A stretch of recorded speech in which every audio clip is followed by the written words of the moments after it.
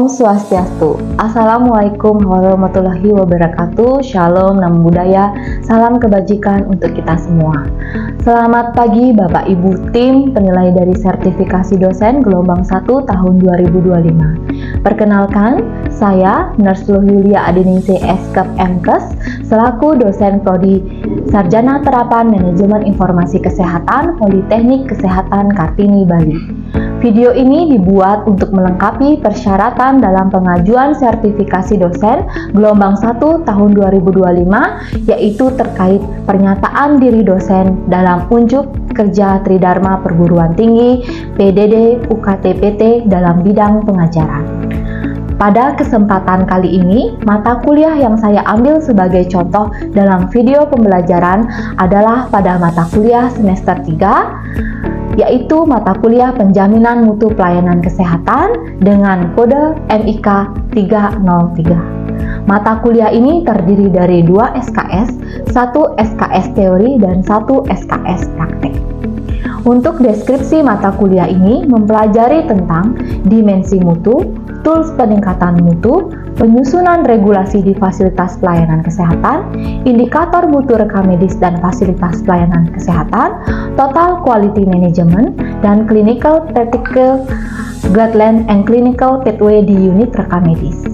Capaian pembelajaran pada mata kuliah ini terdiri dari 1. Mahasiswa mampu berkontribusi dalam peningkatan mutu bermasyarakat, berbangsa, bernegara, dan kemajuan peradaban berdasarkan Pancasila.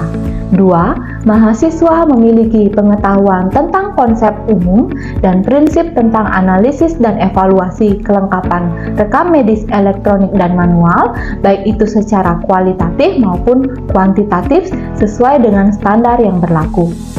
Ketiga, mahasiswa mampu bertanggung jawab atas pencapaian hasil kerja kelompok dan melakukan supervisi dan evaluasi terhadap penyelesaian pekerjaan yang ditugaskan kepada pekerja yang berada di bawah tanggung jawabnya. Keempat, mahasiswa mampu mengimplementasikan peningkatan mutu berkelanjutan di unit kerja rekam medis berdasarkan prosedur baku, spesifikasi desain, persyaratan keselamatan dan keamanan kerja untuk dapat dilakukan pengambilan keputusan yang mendukung keselamatan pasien. Kelima, mahasiswa mampu mengkomunikasikan dan menerapkan hukum, etika profesi, standar akreditasi, perizinan, dan sertifikasi yang terkait di fasilitas pelayanan kesehatan. Kemampuan yang diharapkan yaitu mahasiswa mampu menjelaskan dimensi mutu dalam pelayanan kesehatan. 2. Mampu mengidentifikasi tools peningkatan mutu seperti PDCA, balance scorecard, dan kepuasan pasien. Yang ketiga, mampu mempraktekkan cara atau teknik penyusunan regulasi di fasilitas pelayanan kesehatan seperti peraturan dan SOP.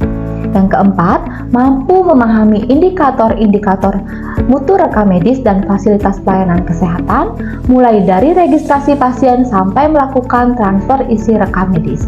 Kelima, mampu memahami manajemen mutu terpadu, termasuk dalam input, proses, output dalam total quality management, termasuk mengevaluasi mutu dalam unit RMIK. Yang keenam, mampu menyeleksi kebutuhan clinical pathways yang ada di fasilitas pelayanan kesehatan. Adapun beberapa referensi pustaka yang digunakan pada mata kuliah ini seperti e-modul tentang penjaminan mutu pelayanan kesehatan, artikel penelitian, buku ajar, dan sumber referensi lainnya. Sistem pembelajaran yang saya terapkan adalah dengan sistem blended learning, di mana blended learning dengan mengintegrasikan pembelajaran tatap muka atau offline dan pembelajaran daring atau secara online dengan media Zoom dan Google Meet secara efektif.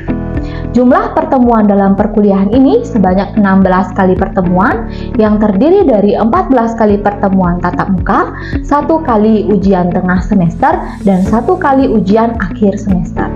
Agar pembelajaran ini dapat berjalan dengan baik, saya menggunakan metode DIA, yaitu Delivery, Interaction, dan Assessment. Pertama, Delivery, saya menggunakan metode student centered learning yang dimana pendekatan pembelajaran yang menempatkan mahasiswa sebagai pusat kegiatan belajar mengajar. Yang kedua, lecture learning, dilakukan penyampaian materi secara langsung dengan metode ceramah terstruktur dibantu PowerPoint yang menarik. Yang ketiga, itu ada assignment based learning. Saya memberikan tugas kepada mahasiswa untuk membuat resume ataupun ringkasan dari jurnal ataupun materi yang dibahas bagian dari pembelajaran. Pendekatan kedua, interaction. Saya melakukan interaksi pada mahasiswa dengan memberikan pertanyaan, kuis, atau memberikan jawaban pada saat proses pembelajaran berlangsung. Dan yang kedua, melalui LMS Politeknik Kesehatan Kartini Bali dengan mengupload materi dan membuka forum diskusi antara mahasiswa dan dosen, serta melalui WhatsApp group. Untuk presensi dosen dan mahasiswa bisa mengakses langsung pada Sistem Informasi Akademik atau SIA Politeknik Kesehatan Kartini Bali. Pendekatan ketiga, assessment. Adapun presentasi bobot penilaian dengan melihat 5 komponen, antara lain kehadiran 10%, tugas 20%, praktikum ataupun seminar 40%, UTS 10%, dan UAS 20%. Selanjutnya, untuk hasil evaluasi pembelajaran, masing-masing mahasiswa bisa mengakses langsung pada Sistem Informasi Akademik Politeknik Kesehatan Kartini Bali. Selanjutnya, saya akan menampilkan video pembelajaran saya. Selamat menyaksikan.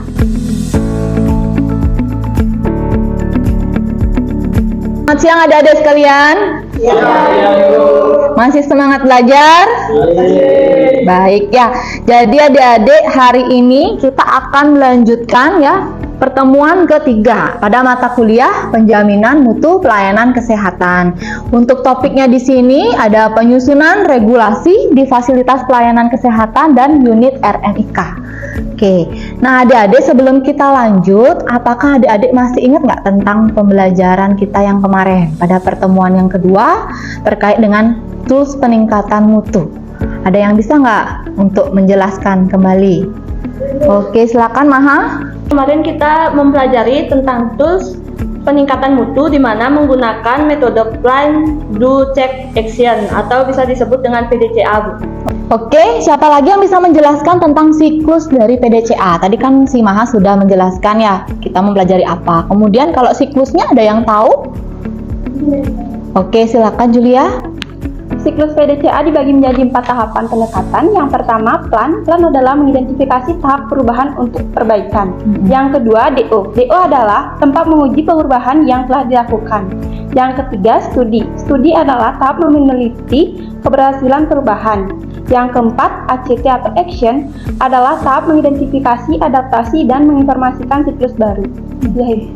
Baik adik-adik ya, tadi sudah dijelaskan oleh Maha dan Julia. Jadi kemarin kita belajar tentang PDCA. Nah, hari ini ya terkait dengan capaian pembelajaran. Nah, itu ada yang pertama adik-adik bisa lihat di sini ya. Jadi nanti mahasiswa mampu menjelaskan standar kompetensi minimal seorang PMIK. Yang kedua ya, mahasiswa mengetahui regulasi di fasilitas pelayanan kesehatan dan unit RMIK. Dan yang ketiga, mahasiswa mampu menjelaskan serta mempraktekkan cara ataupun teknik regulasi di fasilitas pelayanan kesehatan. Contohnya nanti adalah pembuatan SPO ya. Oke. Nah, tadi sudah ya overview. Kemudian adik-adik ya, dari kita ketahui bahwa teknologi informasi dalam era globalisasi itu menuntut semua bidang ya untuk menghadapi perubahan secara menyeluruh. Nah, apalagi ada di bidang yang namanya kesehatan ya, tentu harus mempersiapkan diri dalam meningkatkan kualitas tenaga kesehatannya, termasuk nanti adik-adik sebagai lulusan PMIK. Ya, jadi tenaga kesehatan ini sangat penting sekali dalam upaya peningkatan pelayanan kesehatan yang berkualitas kepada masyarakat ya, kepada pasien ataupun nanti dengan juga individu masing-masing.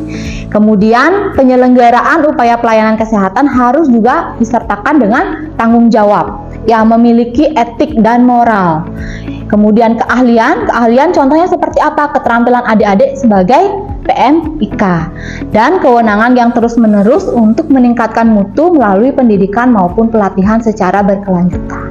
Oke, baik, kita ke peraturan adik ya. Jadi ada di sini ada beberapa peraturan yang saya masukkan gitu ya. Jadi yang pertama itu ada pasal 44 ayat 1, di mana di sini nomor 36 tahun 2014 tentang tenaga kesehatan, di mana wajib ya setiap tenaga kesehatan itu memiliki yang namanya STR, ya surat tanda registrasi. Kemudian pasal 46 ayat 1 menyebutkan bahwa setiap tenaga kesehatan yang menjalankan praktek itu wajib memiliki izin praktek. Misalnya adik-adik mau melakukan praktek secara mandiri. Kemudian pada pasal 58 ayat 1 menyebutkan bahwa tenaga kesehatan dalam menjalankan praktek itu wajib ya sesuai dengan standar. Standar apa saja? Ada standar profesi, standar pelayanan profesi, ya standar operasional prosedur, etika profesi, serta kebutuhan kesehatan penerima pelayanan kesehatan itu sendiri. Kemudian pasal 11 ayat 11 ya.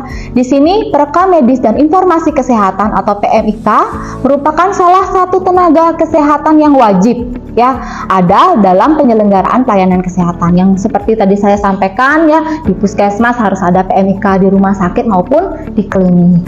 Nah, kita akan masuk ke adik-adik yang namanya standar operasional prosedur. Adik-adik pasti sudah pernah mendengar ya SOP itu ya, apalagi adik-adik sudah pernah PKL ya di rumah sakit sebelumnya. Nah, jadi di sini ada definisi ataupun pengertian dari SOP. Ya, jadi apa sih definisinya? Sebagai peraturan maupun regulasi yang merupakan kebijakan untuk menjamin yang namanya kebenaran atau validitas ya perilaku anggota organisasi secara terus-menerus. Kemudian definisi lainnya apa? Merupakan serangkaian instruksi tertulis yang dibakukan. Jadi sudah dibakukan oleh instansi terkait yang mengenai berbagai proses penyelenggaraan aktivitas perorangan atau organisasi, kemudian bagaimana dan kapan itu harus dilakukan, di mana dan dilakukan oleh siapa. Nah, SOP ini menggambarkan prosedur ya suatu pekerjaan, suatu kegiatan ya, atau misalnya pengukuran yang secara berulang. Nah, di sini juga contoh dari SOP itu sebagai persiapan, pengujian, dan pengukuran. Di sini juga saya cantumkan adik-adik ya beberapa gitu ya alasan utama mengapa sih suatu institusi, khususnya rumah sakit ya, puskesmas, kemudian klinik itu harus memiliki yang namanya SOP. Karena SOP yang pertama ya untuk mengetahui peran dan posisi masing-masing unit kerja di dalam institusi tersebut. Ya, setiap institusi bukan hanya ada satu atau dua unit ya, tapi banyak. Nah, itu supaya nanti tahu peran dan posisi masing-masing. Kemudian yang kedua, memberikan kejelasan mengenai proses kerja dan tanggung jawab. Karena SOP itu juga berpedoman atau ada regulasinya. Kemudian yang ketiga, menjelaskan keterkaitan antara satu proses kerja dengan proses kerja lainnya. Yang keempat, menjaga konsistensi ya dalam menjalankan proses kerja tersebut. Kemudian yang kelima, meminimalisir, nih juga penting ya, terjadinya kesalahan dalam melakukan proses kerja. Kemudian yang keenam, membantu melakukan evaluasi terhadap setiap proses kerja. Jadi kita tahu misalnya ada regulasi yang berubah, ya kita akan kembangkan lagi atau misalnya kita revisi lagi SOP tersebut. Kemudian kita lanjutkan ke pengembangan SOP. Ya, dalam pengembangan SOP ini apa sih yang kita harus lakukan atau langkah-langkahnya bagaimana? Ya, yang pertama menuliskan uraian prosedur dan alur kerja. Jadi adik-adik misalnya ya untuk memahami suatu prosedur itu dibutuhkan dalam menyelesaikan suatu pekerjaan perlu diuraikan setiap langkahnya secara spesifik atau terperinci. Ya, kemudian yang kedua, bila suatu langkah memiliki beberapa pilihan, maka pilihlah kondisi yang harus diuraikan dengan jelas. Jadi jelas semuanya. Jadi stepnya itu bisa diikuti oleh orang yang nanti akan melakukan SOP tersebut. Ya, bila uraian prosedur sudah lengkap, maka uraian tersebut ya sangat mudah dituangkan ya dalam diagram alir atau flowchart. Ya, sehingga bisa dilihat dari gambarannya seperti apa step by stepnya. Kemudian dalam pembuatan diagram alir itu perlu dituliskan nama pihak yang bertanggung jawab dalam setiap aktivitas. Kemudian dokumen apa saja yang dibutuhkan atau referensinya dari mana dan durasi dari masing-masing aktivitas tersebut. Kita lanjut ke simulasikan SOP. Nah, ini juga penting ya. Jadi sebelum SOP itu diterapkan ya, SOP harus mendapatkan otorisasi Otorisasi itu adalah persetujuan dari pihak pimpinan yang dijadikan dokumen legal. Nah, karena itu kan berhubungan dengan regulasi, sudah ada aturan, ya, itu akan menjadi suatu dokumen legal. Namun sebelumnya SOP harus terlebih dahulu disimulasikan dengan kondisi yang sebenarnya atau di lapangannya seperti apa, sesuai atau tidak. Kalau tidak sesuai, ya segera lakukan yang namanya tindakan koreksi untuk menyesuaikan lagi di lapangan. Kemudian yang ketiga ada penetapan SOP, ya. Jadi SOP itu jika sudah final, sudah selesai, maka harus dimintakan persetujuan dari pihak yang berwenang, ya.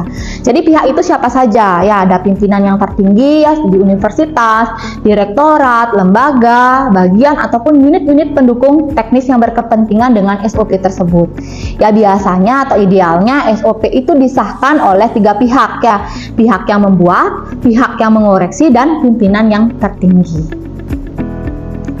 Kemudian penerapan SOP, ya, jika SOP sudah mendapatkan persetujuan dari pimpinan, maka harus segera disosialisasikan kepada semua pihak yang terlibat. Ya, jadi misalnya kalau memang perlu itu akan diadakan rapat khusus untuk memberitahukan bagaimana SOP ini harus diimplementasikan langsung, ya, pada unit kerja tersebut yang memang sesuai, yang memang dibutuhkan, ya, sehingga nanti diharapkan petugas-petugas yang ada di unit tersebut bisa yang namanya mematuhi SOP yang sudah ditetapkan. Nah, yang kelima adik-adik, ya, tentu harus ada yang namanya monitoring dan evaluasi SOP dari tim BPM. Nah, tim BPM ini adalah bidang monitoring dan evaluasi keterlaksanaan penjaminan mutu. Itu akan melakukan peninjauan terhadap pelaksanaan SOP secara berkala. Biasanya ada yang 6 bulan sekali, ada yang setahun sekali, ya, tergantung dari kebijakan. Dan menyarankan perubahan SOP, ya, bila ada temuan yang signifikan atau yang misalnya tidak sesuai, yang memiliki dampak besar terhadap ketercapaian standar mutu dan membutuhkan perubahan kebijakan atau regulasi. Peran SOP ada apa saja, ya? Jadi adik-adik, peran SOP itu ya ada 6. Yang pertama sebagai standar kerja. Ya, jadi standar kerja ini ya memastikan gitu ya bahwa pekerjaan yang kita lakukan itu konsisten, ya, dilakukan oleh seluruh pekerja. Kemudian yang kedua instruksi.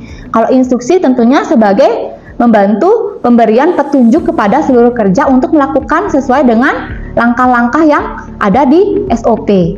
Kemudian referensi. Nah, referensi ini juga bisa ya dalam situasi tertentu dapat mempermudah kita dalam menjalankan setiap tugas dengan standar yang ada.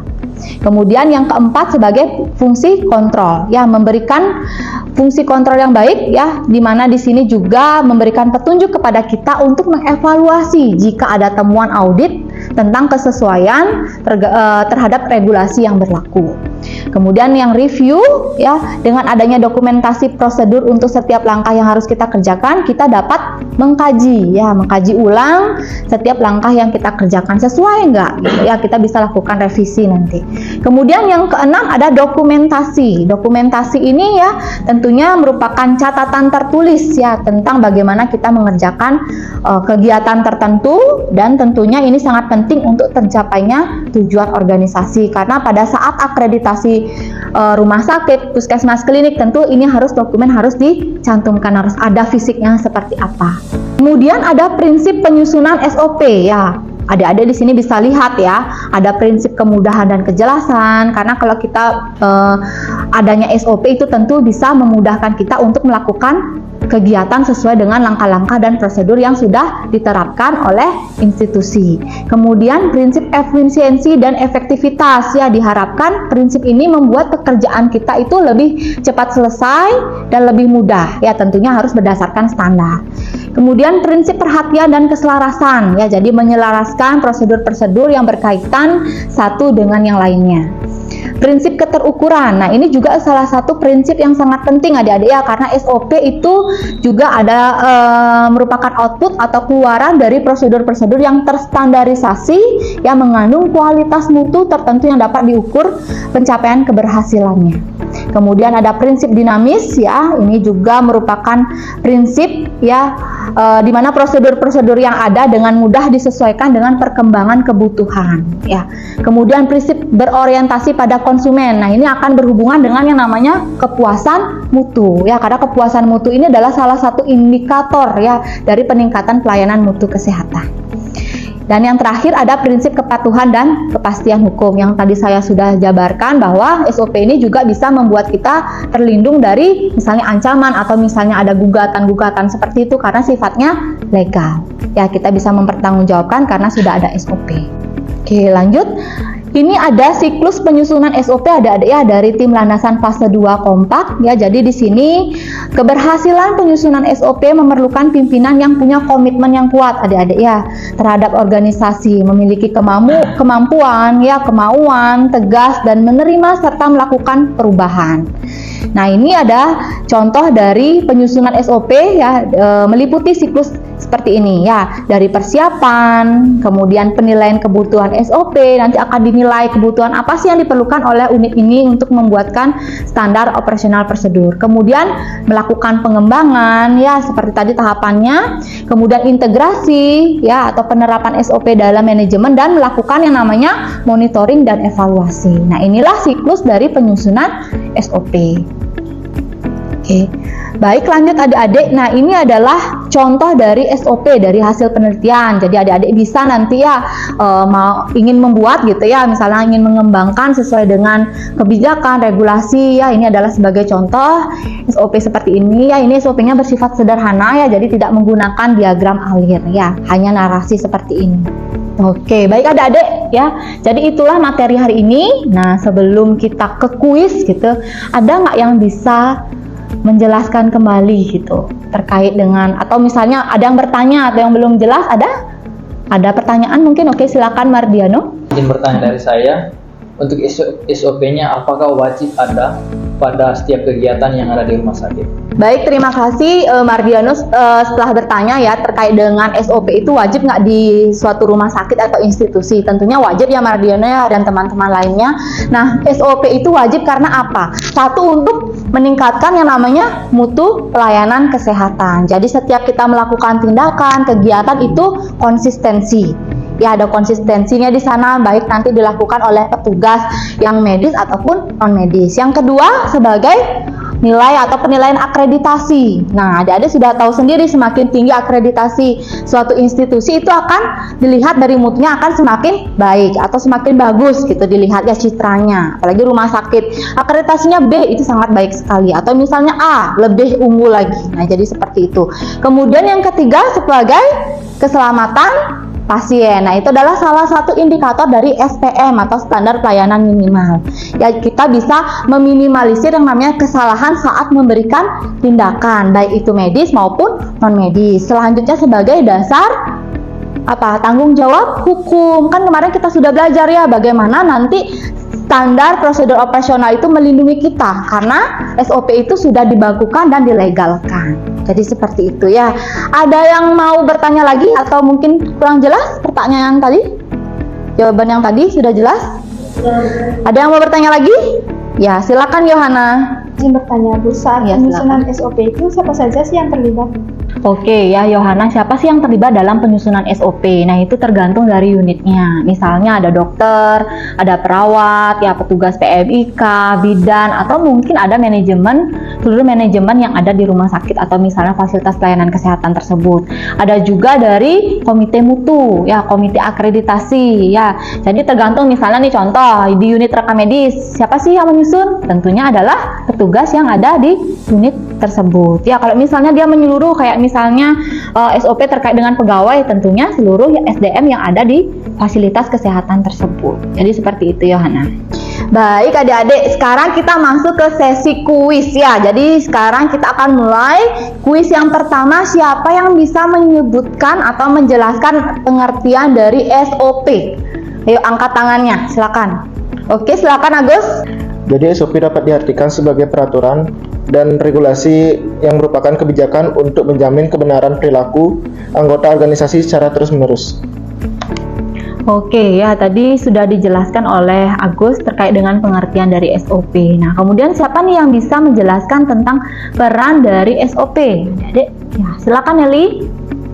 Jadi peran SOP ada 4. Yang pertama ada standar kerja. SOP dapat membantu untuk memastikan bahwa pekerjaan yang sama dilakukan secara konsisten oleh seluruh pekerja.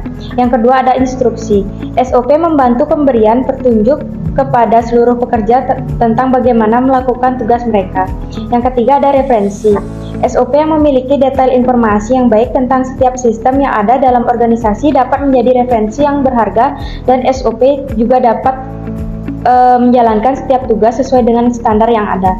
Yang terakhir ada fungsi kontrol. SOP juga dapat memberikan petunjuk kepada kita untuk mengevaluasi temuan audit tentang kesesuaian terhadap regulasi yang berlaku. Baik, terima kasih ya Nelly terkait dengan jawaban dari peran SOP ya. Kemudian selanjutnya adik-adik, prinsip SOP, siapa yang bisa menjelaskan? Oke, silakan Juni. Prinsip SOP ada 7. Yang pertama yaitu prinsip kemudahan dan kejelasan. Yang kedua ada prinsip efisiensi dan efektivitas. Yang ketiga ada prinsip perhatian dan keselarasan. Yang keempat ada prinsip keterukunan. Yang kelima ada prinsip dinamis. Yang keenam prinsip berorientasi dan konsumen. Yang ketujuh prinsip kepatuhan dan kepastian hukum. Baik ya Juni ya, tadi sudah menjelaskan prinsip SOP ada 7. Oke ya, benar ya. Kemudian yang terakhir ini adik-adik ya, yang keempat, siapa yang bisa menjelaskan tentang siklus penyusunan SOP? Angkat tangannya. Oke, Mardiano silakan. Baik, siklus penyusunan SOP terdiri dari 5. Yang pertama ada persiapan, yang kedua ada penilaian kebutuhan, yang ketiga ada pengembangan, dan yang keempat ada penerapan, dan yang terakhir ada monitoring dan evaluasi. Oke ya, tadi sudah dijawab oleh Mardiano tentang siklus penyusunan SOP ya. Saya kira adik-adik sudah memahami gitu ya pembelajaran hari ini ya. Mudah-mudahan nanti adik-adik juga bisa membaca referensi yang nanti saya akan jabarkan di belakang. Nah, kita lanjut ya ke tugas mandiri adik-adik ya. Oke, ini ada tugas mandiri. Nah, jadi nanti tugas mandiri masing-masing itu mahasiswa wajib membuat ya satu jurnal terkait perancangan SOP dalam pelayanan kesehatan ya. Kemudian yang kedua nanti mahasiswa wajib untuk menganalisis ya, baik dari isinya, latar belakang ya, tujuan, metode sampai dengan hasil dari jurnal tersebut. Kemudian nanti kita minggu depan atau pertemuan selanjutnya kita akan melakukan presentasi secara mandiri. Ya, untuk tugas ada yang ditanyakan adik-adik? Tidak ada, sudah jelas ya? Oke, baik. Nah, ini untuk referensi adik-adik ya, jadi bisa dilihat di sini ya, dilihat linknya ya, kemudian referensi yang digunakan. Jadi adik-adik bisa belajar secara mandiri ya, untuk memahami lagi ya regulasi dalam pelayanan kesehatan, khususnya di unit RMIK itu sendiri. Oke, ada lagi yang mau ingin ditanyakan atau didiskusikan sebelum saya tutup? Tidak. Oke, baik, kalau tidak saya ucapkan terima kasih adik-adik ya. Jadi selamat siang, tetap semangat untuk belajar. Baik, demikian deskripsi singkat dari saya terkait video pernyataan diri dosen dalam unjuk kerja Tridharma Perguruan Tinggi PDD UKT-PT dalam bidang pengajaran gelombang 1 tahun 2025. Semoga video tersebut bisa memberikan manfaat untuk kita semua. Akhir kata saya mengucapkan terima kasih. Om Santi Santi Santi Om.